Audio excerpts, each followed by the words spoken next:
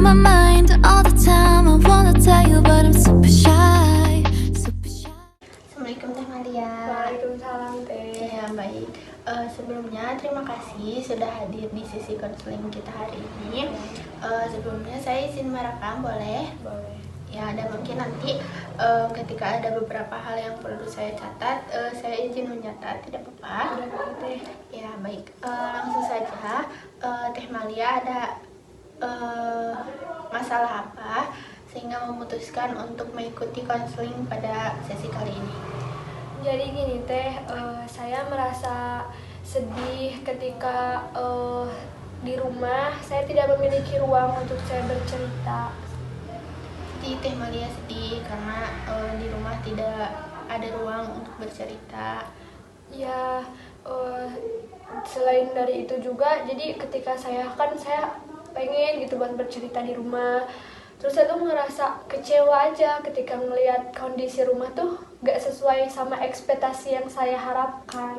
Jadi Teh Malia merasa kecewa karena kondisi yang ada di rumah tidak sesuai dengan apa yang Teh Malia ekspektasikan gitu. Iya, terus dengan adanya permasalahan seperti itu, hal yang saya lakukan lebih ke saya sering bermain keluar gitu. Jadi kayak pelampiasan yang saya lakukan tuh saya bermain keluar dan bercerita kepada teman-teman saya. Jadi cara Teh Malia melampiaskan kesedihan itu, Teh Malia pergi bermain bersama teman, lalu bercerita kepada teman Teh Malia begitu.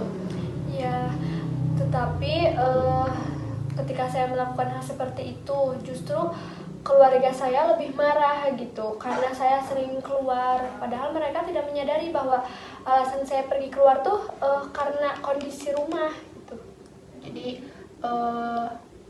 Teh Malia memutuskan untuk keluar itu karena alasan ketidaknyamanan di rumah, tapi keluarganya malah bersikap marah karena Teh Malia sering keluar gitu. Iya, jadi saya juga ngerasa sedih sama bingung juga Teh, apa yang harus saya lakuin. Soalnya di rumah saya gak punya tempat buat saya bercerita, keluar pun saya malah dimarahi gitu karena saya sering keluar. Padahal saya sering keluar juga untuk pengen kayak dapat ruang gitu, ruang saya bercerita tuh bisa aja di luar kan kayak gitu. Ya, jadi Teh Malia sedih, bingung juga karena serba salah gitu, di rumah tidak ada ruang untuk bercerita gitu. Ketika memiliki kesempatan untuk bercerita di luar malah marah keluarganya gitu. Jadi dapat saya simpulkan bahwa Teh Malia merasa sedih karena tidak memiliki ruang untuk bercerita di rumah. Teh Malia juga kecewa karena ekspektasi yang Teh Malia bayangkan di rumah tuh tidak sesuai. Kemudian Teh Malia juga merasa